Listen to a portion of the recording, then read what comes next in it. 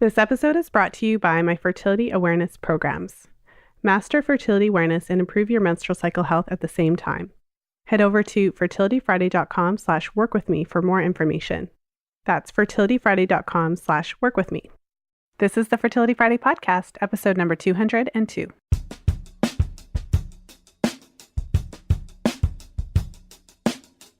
Welcome to the 202nd episode of the Fertility Friday podcast. Thank you for joining me today. I'm Lisa from fertilityfriday.com, and this is your source for information about the fertility awareness method and all things fertility.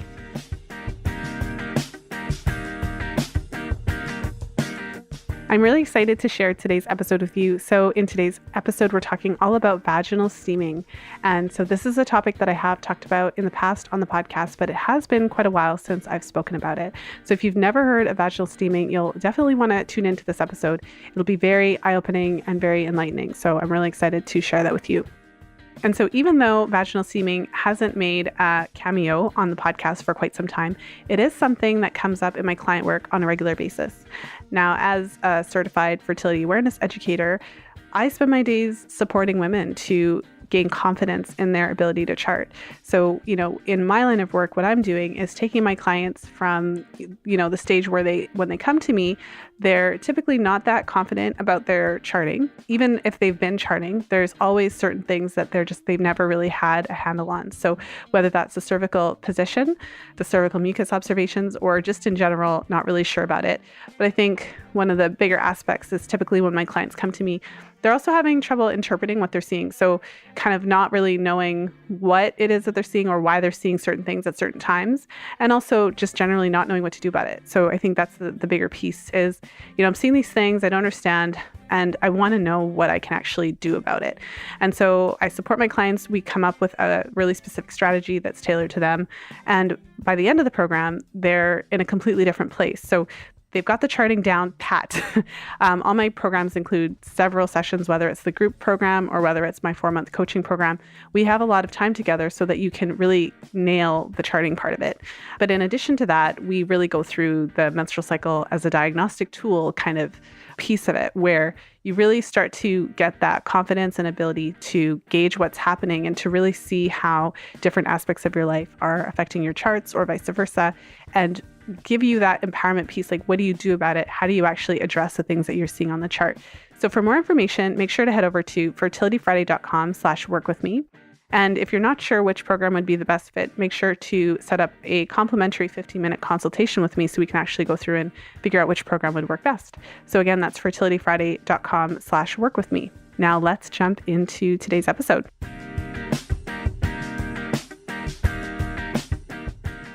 And today I'm very excited to welcome my guest, Keli Garza, to the show. Keli is the founder of Steamy Chick, the largest distributor of vaginal steam supplies in the United States. Keli began to work with her customers to research their results with vaginal steaming, and she's recorded over 700 case studies. And Keli holds the only known research database on vaginal steaming as a result. Learning from her customers' experiences, she's developed unique vaginal steam treatment protocols for different conditions, becoming a skillful practitioner able to treat a wide array of women's health concerns. Based on her practice, Keli is now founding a new field of women's medicine called Peristeam Hydrotherapy, the use of vaginal steaming for menstrual and reproductive health. She has certified over 100 practitioners worldwide through her Peristeam Hydrotherapy Institute and is conducting clinical studies which will help to establish vaginal steaming as an evidence-based medical science. And in today's episode, obviously, we're going to be talking about vaginal steaming and the benefits for reproductive health. So without further ado, welcome to the show, Keli. Thank you so much, Lisa. I'm so happy to be here. Well, thank you so much for coming on the show and also for reaching out. So, I mean, the work that you're doing is really groundbreaking and really fascinating and really amazing. And so what I want to know is, how did you get into the field of vaginal steaming such that you founded a school and are now training other women to do the same? Okay, so I would say that I was pushed into it, okay?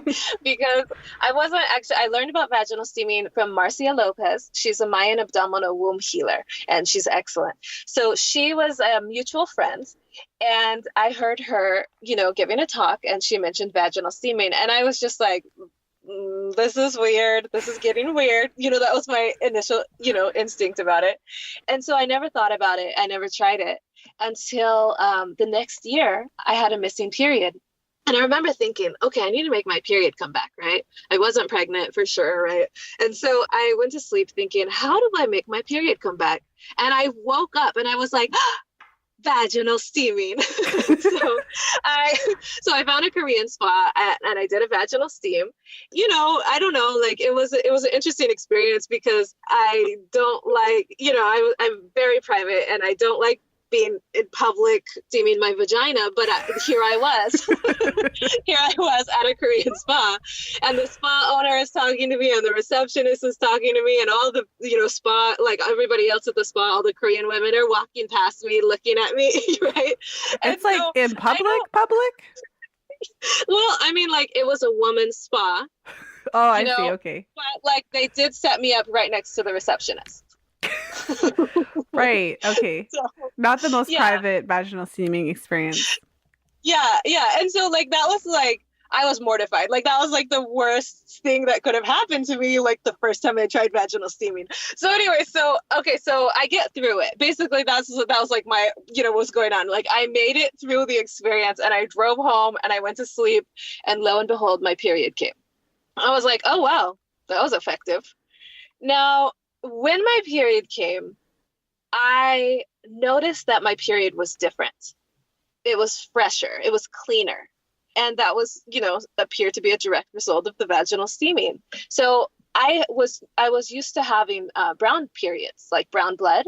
And this period was fresh red blood. And I was just like, oh my gosh, Now I actually had been learning a little bit about acupuncture. I was an acupuncture patient. And so I had been trying to read a little bit more about like what they're doing, because it's a whole different paradigm of medicine. And I had come across information about the menstrual cycle, and that brown blood was was stagnation. It was a sign of old residue in there, right? So I had been trying to get rid of the brown blood in my period for about a year. Like I was trying to eat the right things. I was trying to, change my lifestyle. And now after just doing one vaginal steam, I had this red blood period. And I was just like, booyah, this is what this is the stuff, right? What I had learned from the Korean women who, insisted on talking to me while I was doing this, was that Korean women do it after every period. Really? And they think that it helps them. Yeah, like once a month after every period, Korean women do their vaginal steam. And then they said they do it more if there's any needs. Like they might do it, they said, as, once a week or to treat a specific issue, but that they always do it after their period. It's just part of hygiene. And they said that it will prevent you from ever having any problems, right? That's what they're telling me. So I was like, wow. So when my period came and then ended, I was like, I need to do my vaginal steam again. And here's where I'm going to answer your question. I was like, there's no way I'm going back to the spa. I'm going to make my own at home. Okay. So I made my own. Well, actually, first I tried squatting, and I was like, my legs. I was like, as much as I would like to be able to hold a squat for, 10 or 20 minutes, I was like, I'm just not that fit. Okay. So I took a chair. I had an old chair, and I took off the seat of the chair, and I put on a toilet seat on there. So that was my first vaginal steam sauna. It was actually a modified chair seat. And then I was able to put a burner and a pot under it. So that's how they had done it at the spa. And so that was my first vaginal steam spa. And once you're sitting there on that chair, it's comfortable. It's comfortable. It's relaxing. Also, so for me, I'm so private. But the next time when I did my vaginal steam at home, it was just so private and so relaxing. And it was just amazing. And I was just like, yep, this is part of my life now. This is part of my preventative healthcare routine, right? So I was of the mindset that, I was uninsured. Was absolutely part of the story. I was uninsured. So I was of the mindset that I needed to prevent any problems from happening. So anyways, once I did this vaginal steaming and once I saw the change in my period, I also had a change in my perspective. All of a sudden, I knew that I had done what I needed for my womb, for my uterus, for my menstrual health. And that, there wasn't really any going back, because the next thing that happened was that over the next couple of months, I actually started to look forward to my period. I enjoyed it. I've just really firsthand experienced what a healthy period feels like. So not only that, I wasn't snapping at people. I wasn't moody. And the acne I used to get before my period didn't appear anymore. So it seemed like the side effects I used to have as a result of my period had also gone away. And so that was just me. So now I've made my own vaginal steam sauna. I've noticed that it improved my period. I feel like now that I'm preventing any problems in the future. And I didn't tell anybody, Lisa. I told nobody. Okay. So I didn't tell my sister. I didn't tell my mom. I just kept it to myself. I don't know why. It was just so taboo. And this is in 2011, actually. So it was just like, it was actually a really different environment for vaginal steaming. Like if you mentioned it, it just sounded like the most absurd thing ever. I think maybe I was just channeling how I felt when I heard about it, which was that it was ridiculous. So I didn't tell anybody else about it, even though I was doing it. So anyhow, if you fast forward a couple of years, basically one of my friends saw my vaginal steam chair. She started to tell all of my other friends, so now I was getting asked about it. And I was sharing with people, when they would ask me, earnestly, and I would tell people, well, if you have any old residue in there, if you have any brown blood, clots, or cramps, those are all a sign of old residue. So the vaginal steaming is really effective at getting that out.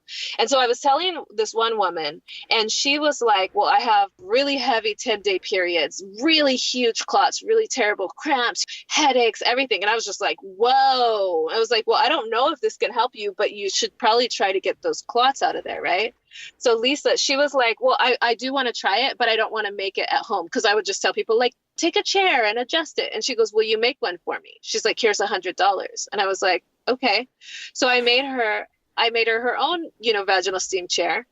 And she had really incredible results. Her period went down to 5 days and then 4 days. She got rid of all of those clots. Her cramps went away. Her headaches went away. The depression, she was having depression during every period, like crying, really badly. All of that went away. And her period started to look like my period, 4 days of fresh red blood. And so she had such good results. She started to tell all of her friends, and they all wanted to buy their own saunas. And I was like, you can just use hers. Just use hers. And they're like, no. Community sauna. No. Yeah, that's how I thought about it. And they were just like, I want my own. And so that's when I started to sell these. And it never stopped. I was getting between 5 to 10 sales per month. And this was not an advertised thing. This wasn't my business. It was just that women were having such great results. And so they were telling people. And so I finally looked into it. After about a year of this, I looked into it and I was like, why are all these people coming to me? I mean, I went and I steamed in a Korean spa, aren't there other steam saunas? So I looked and I researched, and there was nobody else who was making vaginal steam saunas in the United States. Like the only ones that you could get were in Korea. Like you would have to fly to Korea and get one and bring it back. And so, that's why women were coming out of the woodwork to get vaginal steam saunas from me. Also it had to do with the success stories that were happening, and so it just spread by word of mouth. And I was the it person for it. So then one of my customers says, can I write a blog about this? And I was just like, shrug. Okay. I didn't even really know honestly, I Googled, what is a blog?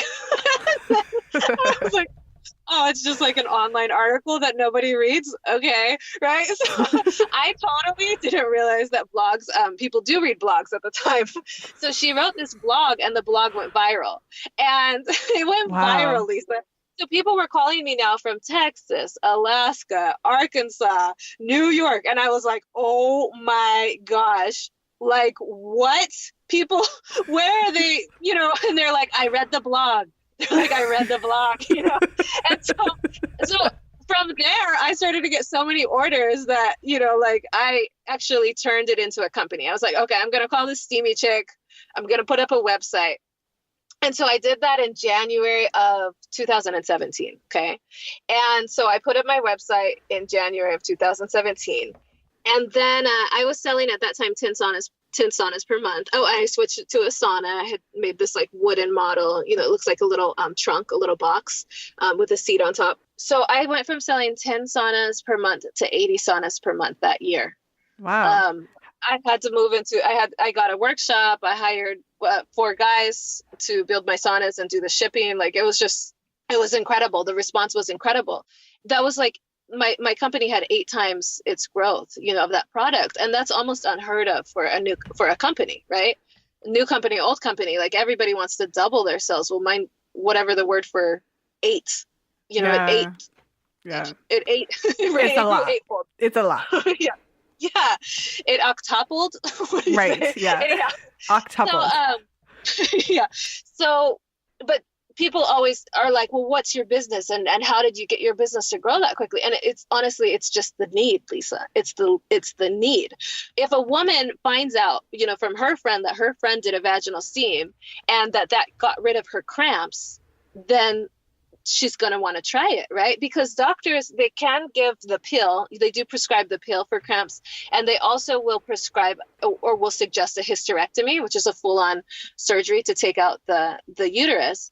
They'll recommend a hysterectomy if a woman is post having children. So they'll ask, are you finished having children?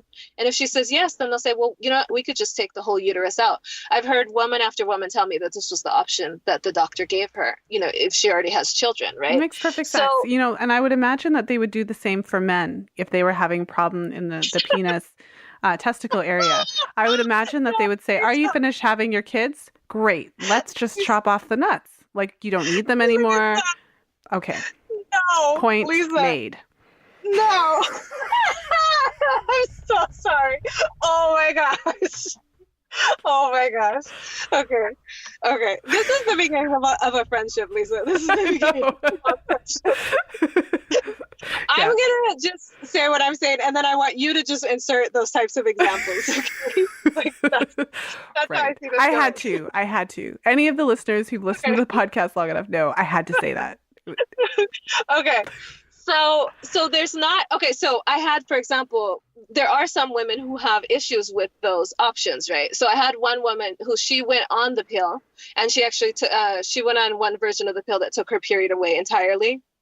But after a year, she came back, and she was interested in trying vaginal steaming, but she said after talking to her husband and her doctor, she decided to just go on the pill. They just thought that was the best thing for her. So she followed their advice. After 1 year, she came back to me and she said, okay, I want to start it again.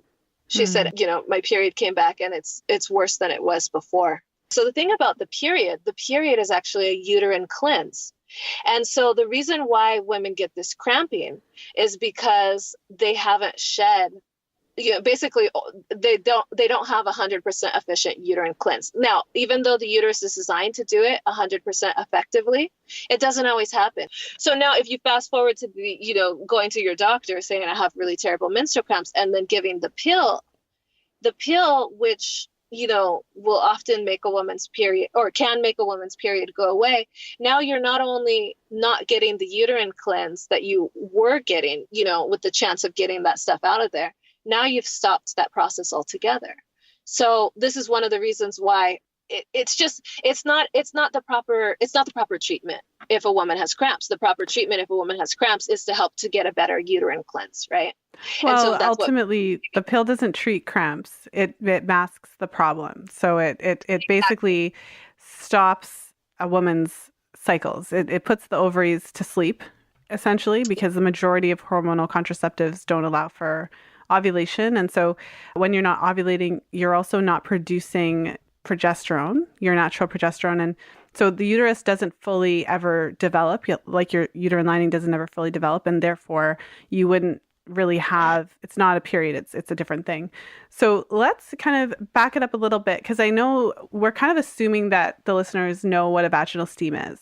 We're kind of assuming that they know why we would do that. So I remember the very first time I heard of vaginal steaming, there was an article several years ago or a bunch of them, like the blogs that went viral.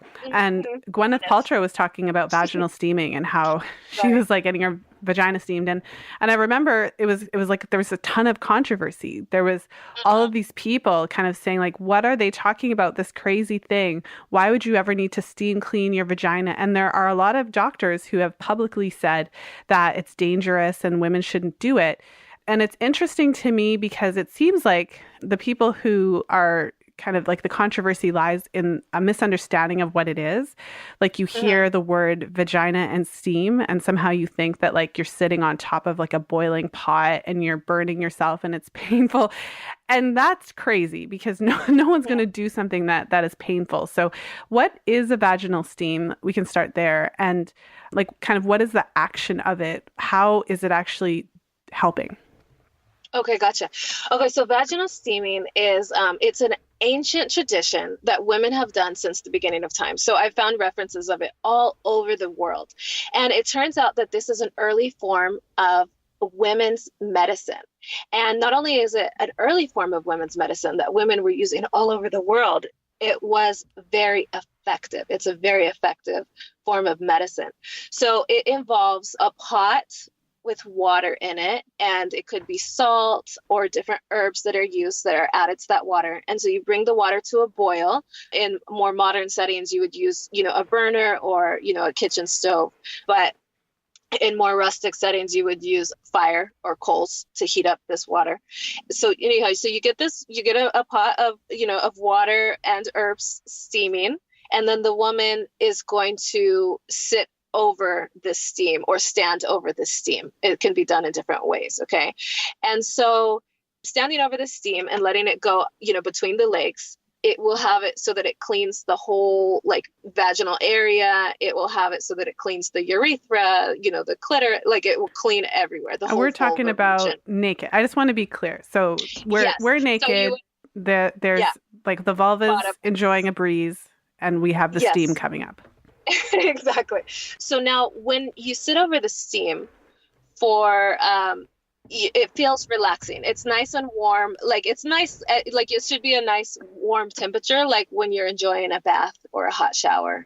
It's just going to be warm. And honestly, the first thing that happens when it hits is, it's like that same sensation when somebody puts their hands on your shoulder and then they push, and that it's the beginning of a massage, and you just are like, it's like this melting sensation that you feel. So the steam is then at a comfortable temperature. It's not, it's very pleasant is what you're saying. Yeah. So this is just literally like a gentle, warm steam that is not actively burning your vagina.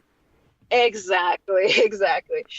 So this is the action of it. Now, Gwyneth Paltrow she's kind of like the modern voice. She's one of the modern voices for it because the majority of people in the United States heard about it from her, right? And I didn't know actually how many haters she has, but she's got a lot of haters. And so the haters started hating when she talked about, and she, mind you, she did it in a Korean spa, okay? But then they were like, Gwyneth Paltrow has invented this new, treatment for women's vaginas. She's not a gynecologist. Don't do it, right? I remember one article said, Gwyneth Paltrow says steam your vagina. These three doctors say don't, right? And so you had all of these journalists who were having a heyday with this. I mean, it's just like the most taboo thing you could talk about is women's vaginas for health, right? You're only supposed to talk about them for sex, I think. But so it's so taboo, right? So taboo. And so everybody was just having so much fun with it. And then also I actually loved how all of the journalists were all of the different terms they came up for vagina, hoo-ha and punene, just everything. It was just that was one of the fun things about all these articles, even though they were so against vaginal steaming. But I had to look into it a little bit further. Mind you, I was already selling vaginal steams saunas at this time and distributing them to women, and so it was very concerning to see some of these articles. And so when I looked a little bit deeper, for example, the article with the three doctors that said don't do it, one of them was a podiatrist. One of them a foot doctor, a family physician, and then the third one was an eye doctor. Okay, so it was really just three random doctors, and then not only that, none of the doctors knew what it was. So the sense of the article was that the journalist had described to the doctor what it was, and the doctors were like, "Well, I don't know who Gwyneth Paltrow, and I don't know what that is, but it doesn't sound like a good idea." Okay, that's fair enough. Right. So, when it comes to a medical opinion, you got to figure out, is this an informed opinion? A medical opinion is supposed to be an opinion that's informed by medical science. Right. But those articles were not, there was no medical opinion because not one of the doctors that mentioned anything about, said anything against vaginal steaming actually knew what vaginal steaming was. They hadn't read any studies on it. They hadn't done any clinical trials on it. right? So they didn't actually have any medical science to back up the opinion. They were just listening to these, got a phone call from a journalist who was saying something funny and crazy, and we're saying, yeah, that doesn't sound like a good idea, right? So that's just something, it's important to hone in on. But then the other thing about that is that when you do see the case study evidence, so first of all, there haven't been any medical studies about vaginal steaming. So to the credit of those doctors, they didn't have any studies to look up, right?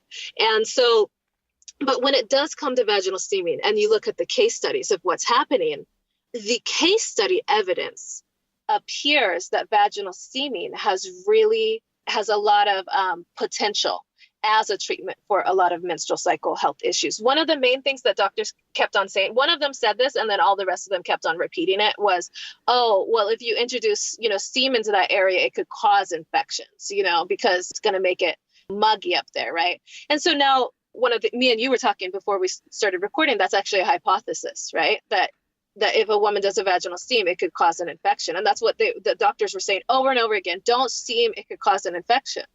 Well, women who steam, the actual case studies of it, women who steam have less incidence of infections, and not only less incidence, but they're actually able to treat infections with it. Why that is, we could talk about that in a moment. But the reality is, when you look at the case studies, it's not supporting that hypothesis that would cause infections. In fact, the opposite appears to be true. So when you're looking at the case study evidence, it appears that vaginal steaming might actually help to resolve or treat infections, right? And that does need to be studied further. We do need to look into that and have some case studies about that, right? Well, some clinical evidence that shows that. Well, I mean, this is a traditional treatment that women have been using for a really long time. And I mean, the witch burnings were a real thing. And if you think about what that means, when there was a time when women were the primary care providers for other women who were birthing babies. So midwives were actually the primary care providers before modern medicine kind of kicked in and shooed them out. And so there's been a historical dismissal of women healers and those types of practices. So although, yes, in this modern era, it is important to have, information and evidence so that we can really back up the clinical efficacy of any type of potential treatment. On the other hand, the lack of, because someone hasn't done a study yet doesn't mean that it doesn't work. I think that's really important. The fact that there is no study doesn't mean that it doesn't work. It means that there's no study. That's what that means. Exactly. So the clinical evidence is, like you said, it's very compelling. And ultimately, there's all kinds of implications about clinical research. I mean, who's going to do a scientific study on a practice that every woman could do in her house free of charge? Seriously, who's going to put up the multiple tens of thousands of dollars to do that research when literally every woman has, in her house, she's got a pot and she could do this for free. Yep. Okay, you bring up a really good point, because I'm working with these researchers I'm working with some researchers at a university, and these are top level researchers, okay? And they are specialists in the microbiome of the vagina. And so they want to do clinical studies on vaginal steaming and bacterial vaginosis. Bacterial vaginosis is one of the things that steaming, hands down, has been able to treat, right? In a lot of case studies, okay? A lot of women have been able to treat their bacterial vaginosis with vaginal steaming. That's what I'm trying to say. Okay, so these researchers are fascinated, and they are talking to me, and they have, listened to my theory on why I believe that is, right? So they have listened to this theory. They believe that my theory makes a lot of sense, and that they would have a positive clinical study to show vaginal steaming and why it's able to treat bacterial vaginosis.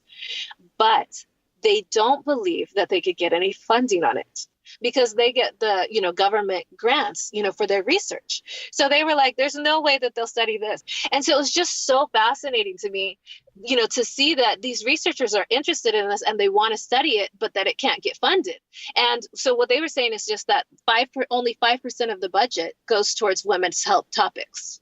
only 5% of the full 100% United States research budget goes towards women's health. And for that, they're like in a really, they're in this corner, and they just have to be really smart about what they apply for funding for. It was just pretty interesting. But anyhow, that doesn't surprise me.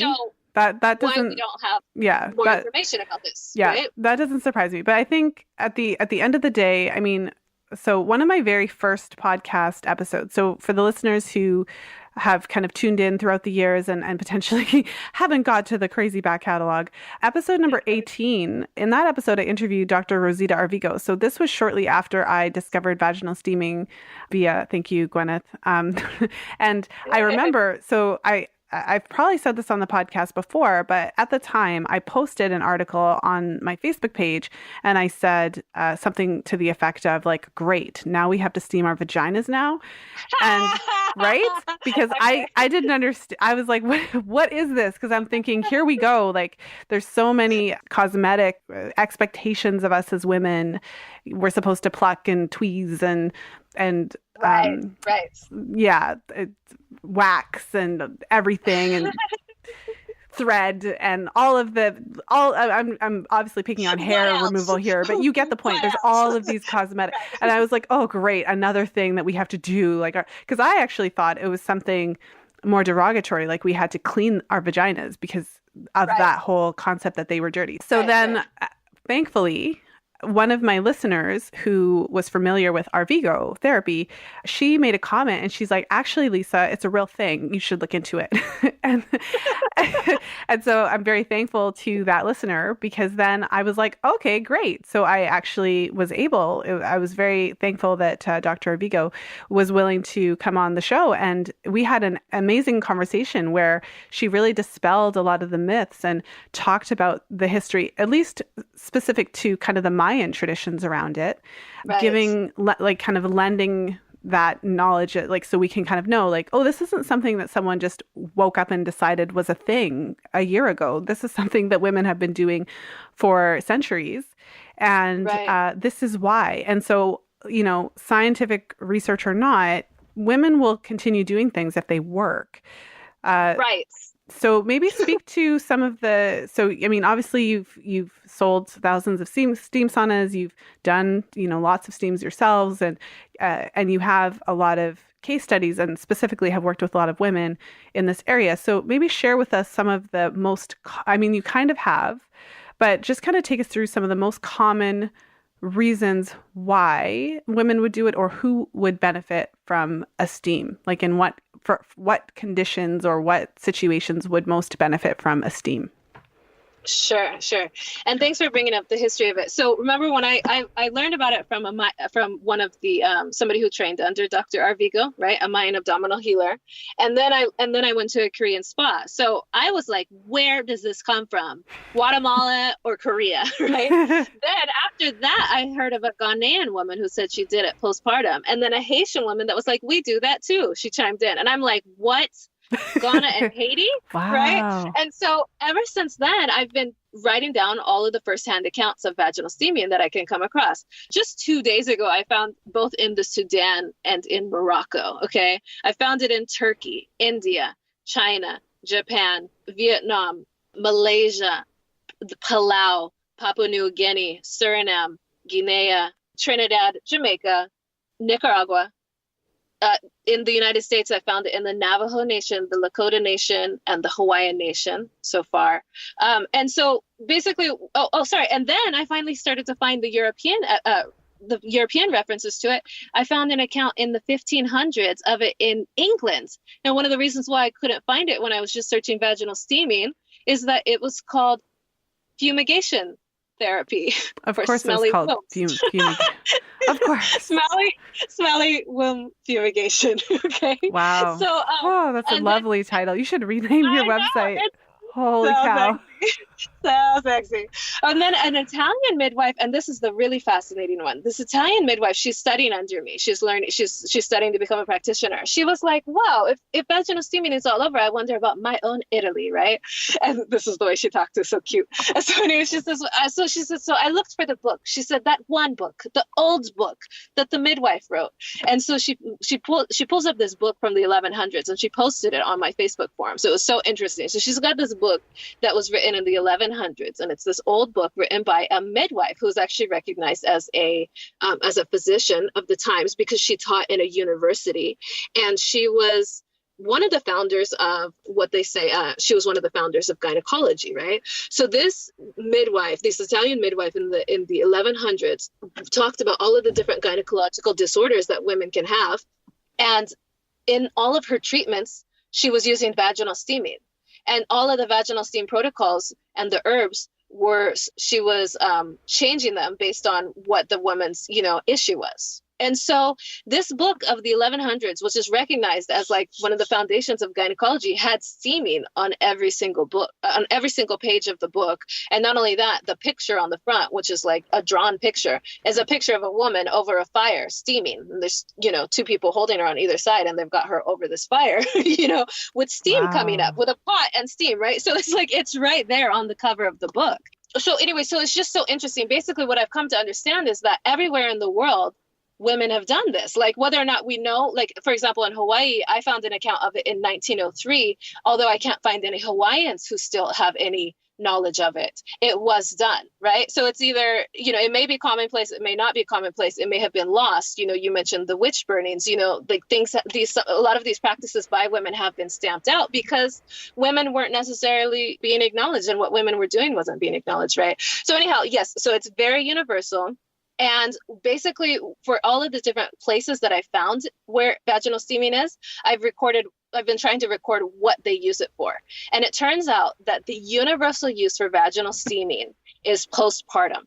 So it is used everywhere, every incident I've ever found of it, which is, I think we're in the 40s now, 40 different countries. It is used for postpartum care. So that is the number one universal use of vaginal steaming. And so midwives and traditional midwives are the ones that still have the knowledge of it in most places, right? So postpartum, I used vaginal steaming postpartum because I learned about it years before I ever had my first baby. So when I learned that I could use it postpartum, I was like, okay, I'll do it. Now, until this point, I had steamed just once a month. Right. But for postpartum, I learned from the Ghanaian woman and the Haitian woman that I should do it like a lot postpartum. The Ghanaian woman in particular said I should do it 30 days straight. So I was like, whoa, 30 days. So I was like, okay, I'm down. It feels nice, it feels nice, and so I did prepare ahead of time. I knew I was going to be doing vaginal steaming. But Lisa, after giving birth,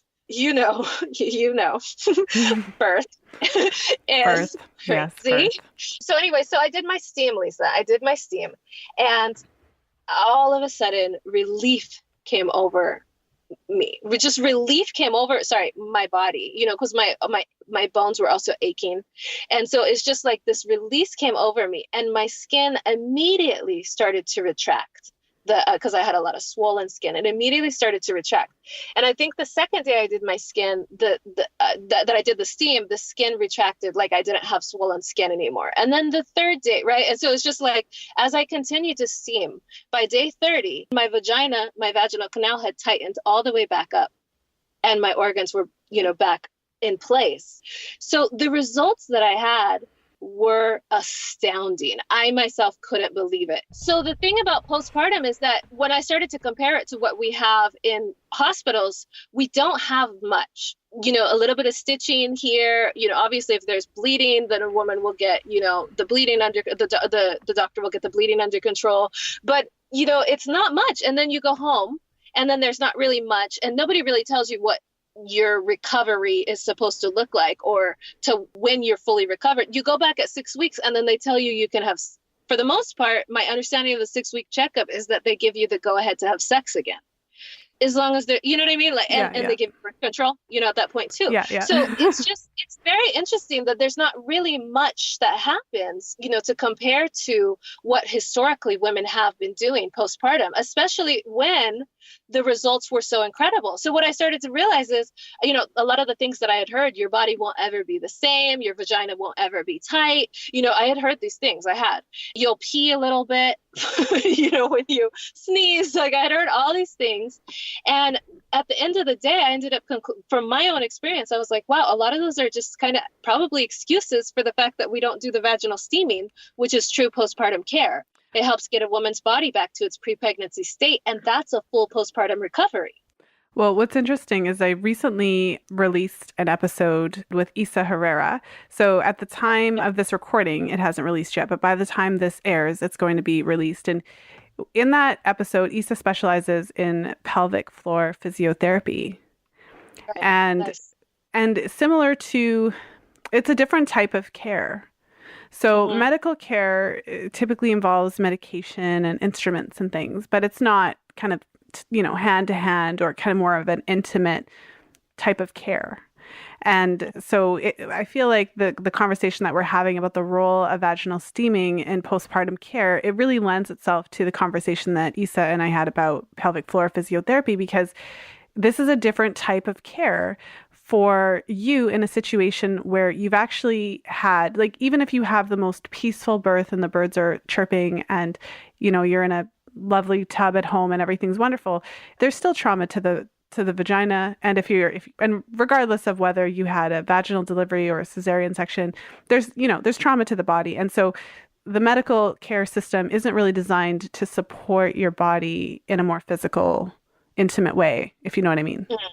Yeah, yeah, yeah. And pelvic floor specialists, they're really on it. They're really sharp professionals. I'm really glad that's a field that's expanding. I'm actually, there's a group of the pelvic floor specialists here in California who have seen, the really incredible results they're able to get when they add vaginal steaming to their services. So I was invited to do a training for them this upcoming weekend. I'm going to be doing a training for a group of pelvic floor specialists because a lot of them are adding this to their services or referring out for their clients to do vaginal steaming, specifically because of how effective it is at treating the prolapse and tightening up the vaginal canal, which is extremely useful, right? Because it helps to hold all of the organs in place. Mm-hmm. Well, it's incredible because so you sent me a steam sauna in the mail. So it was like the greatest piece of mail I've ever received in my life. Because it was so, like, let me tell you what happened. I don't know if I told you this. So okay, no, you haven't. I remember so you had messaged me and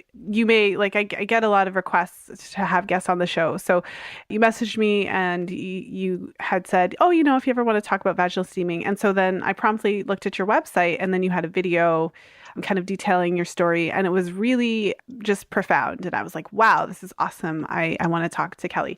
And I remember that I'm like, surfing your site. And I was like, oh my gosh, I didn't know this was a thing. Like you could actually buy a vaginal steam sauna. Like I had no idea.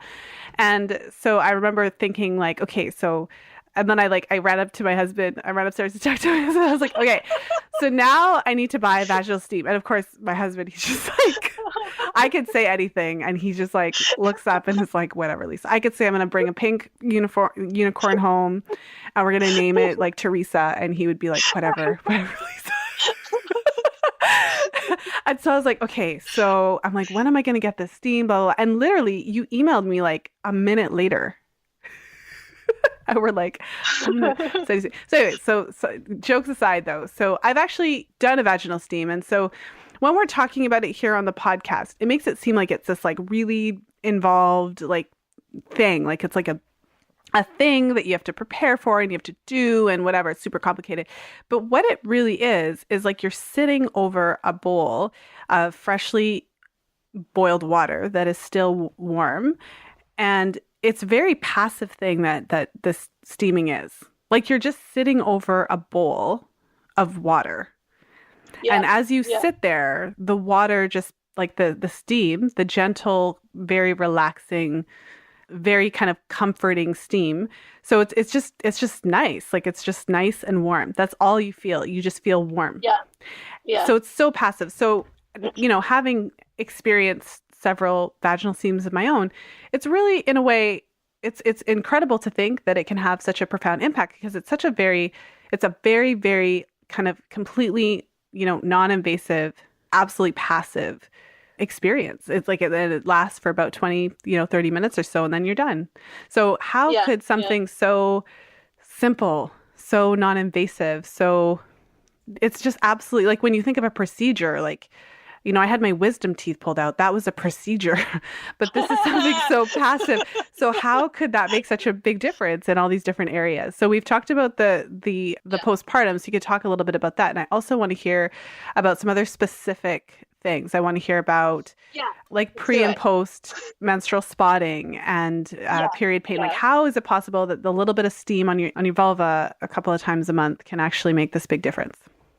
Yes, yes, good question. So steam, we have to get into steam. Steam is incredible, Lisa. I have a love affair with steam. Like I've started to look at like photos of steam where it occurs naturally, like geysers, steam that comes up out of the earth. Steam is just it's this I'm not that good with scientific language, but it's this force in nature that happens when you have fire underneath or lava, and then water above. Then that water will vaporize and it will turn into steam, right? And that steam rises.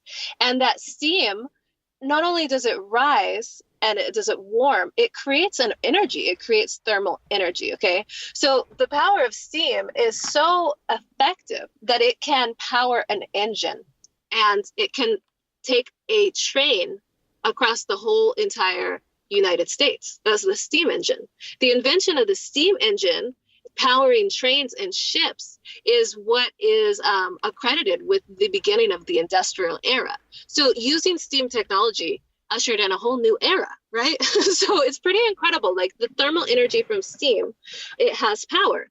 And so when you're using it when it comes to vaginal steaming, then what's happening is the steam heats the area. And I know that you work with, or that that you look into acupuncture. In acupuncture, a lot of women's gynecological disorders are associated with what they call cold womb. So when there's cold in that area, what it does is it impedes the circulation. It stops the circulation, right? And that area, if it's not getting its proper circulation, then it can create problems. So just introducing steam to this area increases the heat in the area and it improves the blood flow to the female organs. And that in and of itself is what causes a lot of the healing that can happen from steam. Because what you've done is you've brought blood flow to that part of the body, and then the body can do what the body does, right? The body it can use its own functions. It improves the female organ's own function when it has blood flow. Everything stops functioning when it doesn't have blood flow, right? So one is the increase in the blood flow, but then the second thing is steam is known as the best cleaner on the planet. Steam is able to penetrate cells. So steam cleans more than just water cleans. Steam actually penetrates the cells and it goes deeper to clean, right? That's what we use, why we use it for facials, because it can get under the pimples and it can get into the cells and it can clean everything out, right? So steam is also penetrating the cells. And so if there's any bacteria, viruses, yeast, things that women do get in that area, the steam is actually cleaning that stuff out. It's going into the cells and cleaning that stuff out. Then the other thing about the steam is that the steam, because it rises and it opens, when you look at steam in nature and geysers, a geyser basically happens under the earth when there's, like say a water under there, and then the lava is under there and it heats that water up. And so it creates steam. Well, that steam, it can work its way through granite rock. So steam can get through even solid objects, right? So now where we have the vaginal canal, the steam is able to work its way up the vaginal canal, and then it's able to touch the cervix directly, right? So the cervix can open. It has an opening right there. Well, if there's already an opening, the steam can definitely work its way through there. And women who were steaming with me, kept on reporting that after they steamed, that they would have brown residue come out, right? So now these were all women who had old residue, on their periods, right? So any period that ends with brown is a sign that that period didn't get all the blood out, and that brown is still going to be sitting in there until the next month when she has her uterine cleanse again. And hopefully it'll come out at that time. Well, and just to kind of take on to that, when I interviewed Dr. Arvigo, she described vaginal steaming as a uterine lavage. And so I would second what you're saying, just in the sense, like, I've worked with a lot of clients who've done vaginal steaming, and typically it comes up in a couple of situations. So typically what I would see is when clients have bleeding, period bleeding, it's kind of like what you said at the very beginning of the call when you were describing your own bleeding, and you were describing it as dark in color, kind of looking oxidized. So I've had a number of clients who have bleeding that maybe it's really thick, like molasses, or it's really dark in color giving. And even though as women, we have not been educated about what a healthy period is, we have an intuitive sense that that is not right. You know what I mean? Exactly. Like you're trying to get it out of the, like if you use a menstrual cup and you're trying to pour it out of the cup and it's like not pouring, and you have to like use your finger, like you're kind of like, no, this doesn't seem right.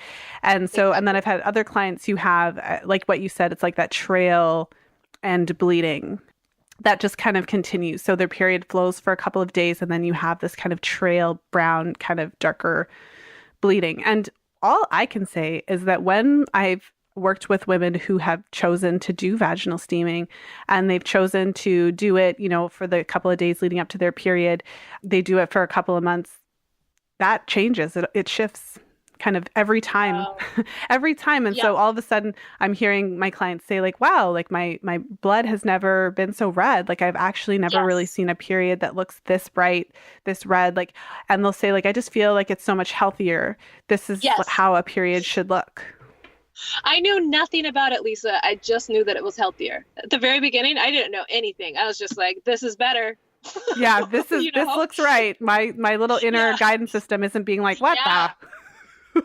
So then, okay, so now when that steam is able to bring circulation to the cervix and the uterus and clear the walls of the uterus of that oxidized blood or that old residue, then that is what makes it so beneficial for fertility. Because a lot of times when it comes to fertility, when it comes to unexplained infertility, if a woman's been trying to conceive for a year and she can't, then doctors will diagnose her with unexplained infertility. But they won't actually cross-check it with the period, right? So if all of the women, every single one that I've ever worked with or interviewed that had unexplained infertility also had a significant amount of brown or black residue in her period. It could be gunky, it could be sticky, but that was there. So this woman's uterine walls have old residue on them. Right. And so if she's not getting pregnant, it just makes sense to me that you need to clear the walls of her uterus first. You need to make sure that she gets a uterine cleanse. The uterus is packed with old blood. And so if that old residue is there, it's interfering with the implantation, which is interfering with the conception. Right. This one woman, in fact, the first woman I worked with, so I don't know why I always go back to this example, but it's just so incredible. She had already done 2 failed attempts of IVF, in vitro fertilization. And so when I asked her about her periods, she has only black blood in her periods, and her period comes 3 or 4 times a year. It's been like that since she was a teenager. I was like, oh, okay, interesting. So to me, that means that there's so much old residue in there that the fresh blood can't even come through.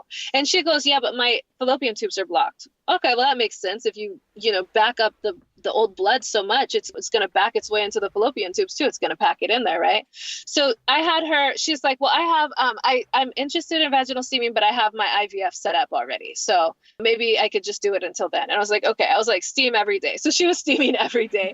And then her period came. And so when her period came, she said all of this old gunk came out, and then it got to a red period before it turned brown again. It takes a couple months sometimes to clear out a uterus that's that packed. So she did that. And then so she tells her doctor, and her doctor's like, uh-oh, we don't want you on your period. So he gives her birth control. He's like, that doesn't work for IVF. So he puts her on birth control so she doesn't get another period. And so she stops steaming. Okay. So then they did the IVF, and she conceived. She conceived successfully that time.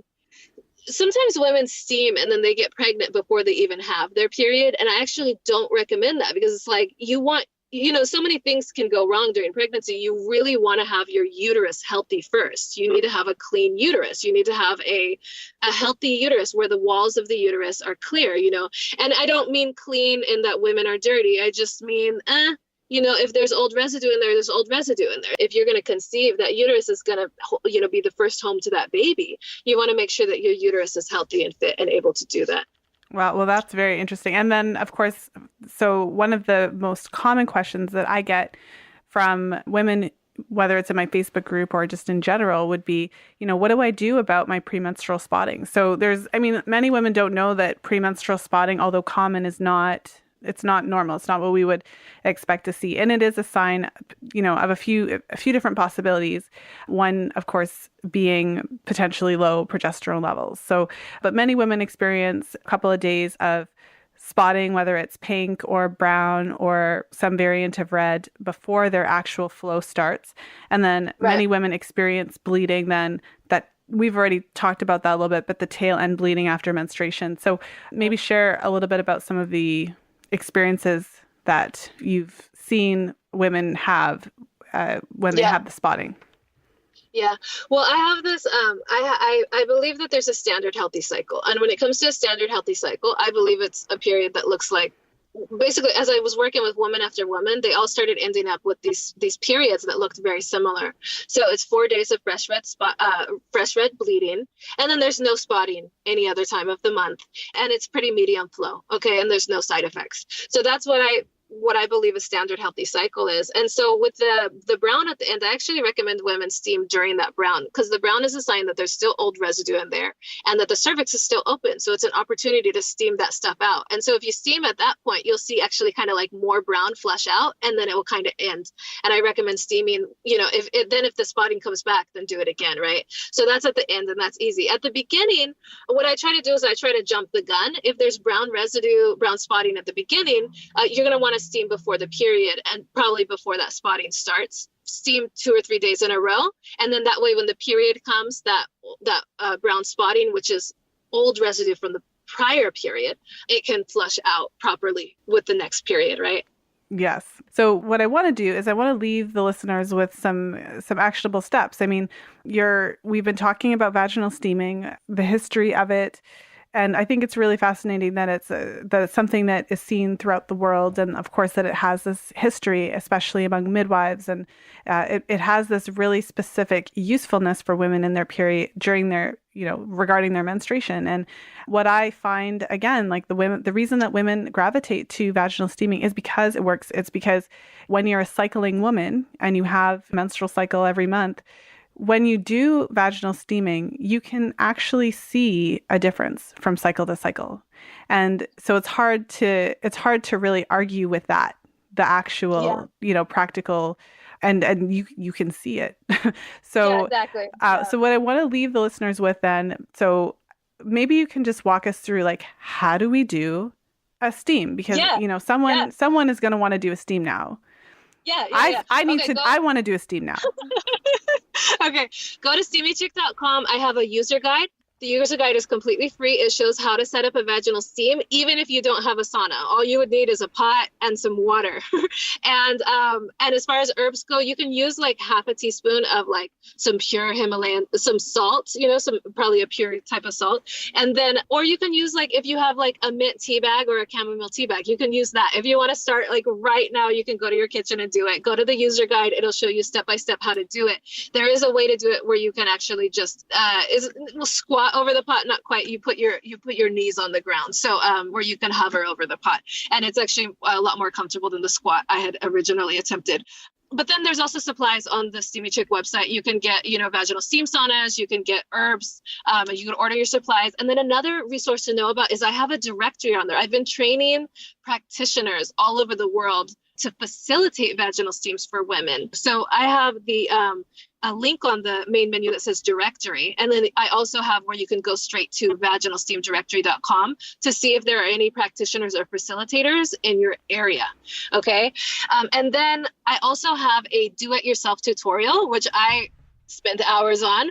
Every time there's a new issue, I try to add it on there. You can actually walk yourself through the do-it-yourself tutorial, and I'll quiz you on the period and then give what my steam recommendations and herb recommendations would be as a result of the answers on your quiz. And of course, that's self-guided, do it yourself.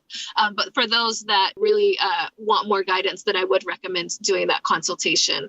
Go ahead and doing a consultation. And they're really reasonable. I think they range from $30 to $60, $30 for email only and $60 for over the phone. So those are all of the resources that I have to give. And then if you don't find any practitioners in your area, we need more practitioners. We need more Peristeam hydrotherapists who know how to use vaginal steaming to help women. The reason why I stopped making saunas. Now on my website, I do have saunas available that third parties make that I list on my website. But I stopped making saunas because there were just so many women who wanted to try this and who needed help. And so I was like, okay, I clearly can't help. I was getting up to 200 emails per day. I can't help all these women. I need to train more I need to train more practitioners who can use this type of healing, right? So I am always happy for more people to join and train with me. And then on the website, you will also find the certificates and how you can do the training. I have all online courses that go at your own pace, and they're all very reasonable priced, $97 per course. And I keep my prices low because I really just want as many women as possible to become trained in this, even if they use it just for themselves and their family. Every household needs to have a vaginal steam sauna and somebody who knows how to use it, so that's everything. That's everything about where to get started, I think. Okay, great. Well, thank you so much for being here today, Keli. You have really given us a lot to think about. And I think my favorite part was just taking us through the history. And I really enjoyed the analogy to the steam engines and just the power of steam. So I think that is fantastic. And of course, I think vaginal steaming is fantastic because it's a very non-invasive, I'm really not sure if there's a possible downside, and the benefits are quite astounding. So yes, thank you so much for being with us today. Oh my gosh, thank you, Lisa. This was more fun than I thought it was going to be. We'll be doing it again soon, I hope. Yes. All right. Well, thank you so much for being here. Okay. Bye-bye. Thank you for listening. If you enjoyed today's episode, please share it with a friend. You'll find the show notes page for today's episode over at fertilityfriday.com/202. I hope that you enjoyed my interview with Keli. It was a lot of fun. You could tell we were having a lot of fun. We were laughing a lot. We really covered a lot of ground. And Keli is such a great resource for the history of vaginal steaming. And she taught me a lot that I didn't really know about it. So in my interview with Dr. Rosita Arvigo, we really talked about the Mayan traditions and really got the sense of the ancient wisdom that is at play, and the sense that there are places in the world where women just do this and it's just a normal thing. It doesn't seem weird like it does in, North American society. But what Keli taught me was that it's not just a Mayan thing. It's actually throughout the world, there's all these instances of it. And so although it's not super common and just something that every single woman knows about, most women have never heard of it from my understanding. But even so, really giving that sense that it is this ancient tradition, and it's not just one sect, one group of people that were doing this. There are women throughout all these countries in the world that have actually been doing vaginal steaming. And, if you've listened to the podcast for a while, I think one of the themes that I always try to bring out in the podcast is that there are a lot of things that we have in our power and ability to do that are not very invasive, but that can really make a huge difference in our lives. And so, for instance, I've done a couple of episodes about sleep and how important it is to get enough and how important it is to sleep in a dark environment. And so I'll link some of those episodes in the show notes so that you can take a look at those. But, you often think, okay, I need to do that. If I have an issue with my menstrual cycle, it has to be really, really complicated. I must have to go to some crazy specialist and get this crazy cocktail of all these supplements and herbs and all this stuff.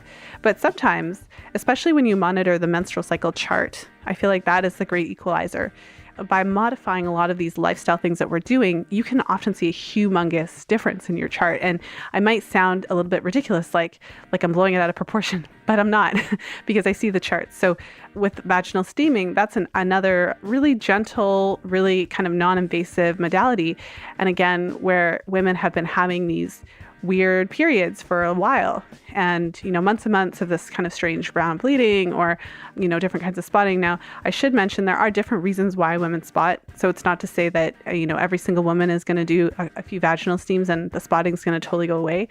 But I've worked with many clients where they have had concerns about the way that their period looks. It doesn't look right. It looks like it's too dark. It looks like it's brown or it's kind of black.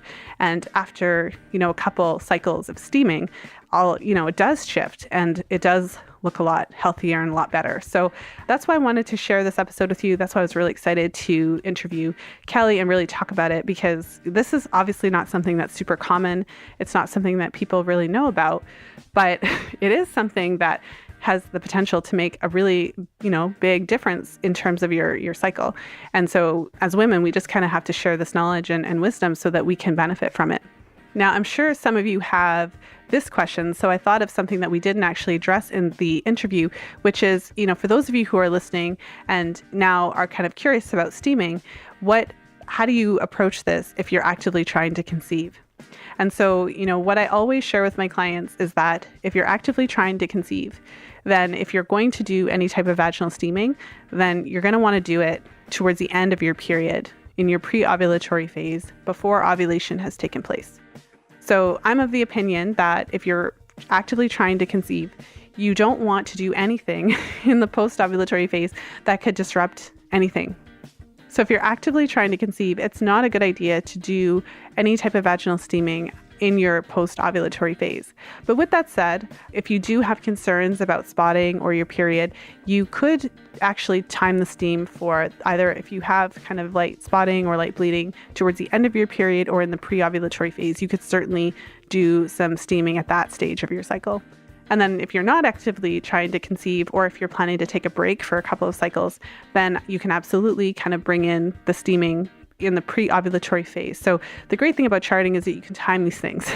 You can get a sense of how long your luteal phase typically is, so you know when your period is coming when you're charting, when you're taking your temperature, when you're monitoring your mucus. You can identify ovulation fairly accurately and then have a really clear sense of when your period is going to come. And so if you do typically have bleeding before your period, spotting, brown bleeding, whatever the case, you can certainly kind of time the steaming for, a couple of days before your period starts. So make sure to head over to steamychick.com to find more information about Keli and her beautiful steam saunas. As a proud owner, I can attest that they are fantastic. And so if this is something that you're planning to look into, know that you don't need to, with vaginal steaming, it can be as complicated and expensive as you want it to be, but it doesn't have to be. If you are wanting to do vaginal steam, it doesn't have to cost you a ton of money. As Keli said in the interview, you could do it with some water and put some salt in the water and make it really, really simple. And you can also make it super complicated, but it really doesn't have to be. But with that said, as a, proud owner of a steam sauna, what I can say is that it makes the whole process a lot easier if you actually have a steam sauna. Like if you have something that you can sit on already, where you can just easily put your pot of boiled water there. It just makes the whole process a lot more easy and convenient, so that you don't really have to think about it. If you want to do steam, you just do steam. You just sit on your steam sauna and you just do it in the privacy of your own home. So I just want to thank you again for listening to the show. Like I said, I was really excited to share this episode with you. I love talking about vaginal steaming, and really it's just because, like I said, I've worked with a number of women who've done it and just have had great success with it. So this is a great episode to share if you know somebody who would be interested in vaginal steaming, or who you think who would benefit from it, or just to learn more about a topic that really doesn't get a whole lot of press coverage. So this is a great interview to share with friends. And I just want to thank all of you for taking the time to listen to the podcast, to support the show. I really appreciate all of you for sharing the show with your friends. Really, this is how the show has been growing. Over the years, this show has grown by word of mouth, by people sharing, by friends telling friends, women sharing with women. And really that is what has kept the show going. That is what has helped the show to continue to grow over the past 3.5 years that I've been doing this. And so I just really appreciate all of you for being part of it, being part of this fantastic movement, and really just empowering women to know more about their bodies. Ultimately, that's what this is about. It's about us taking control of our fertility, of our bodies, and making informed decisions, kind of doing what feels best for us. So thank you so much for being part of the Fertility Friday community. And as always, until next time, be well and happy charting.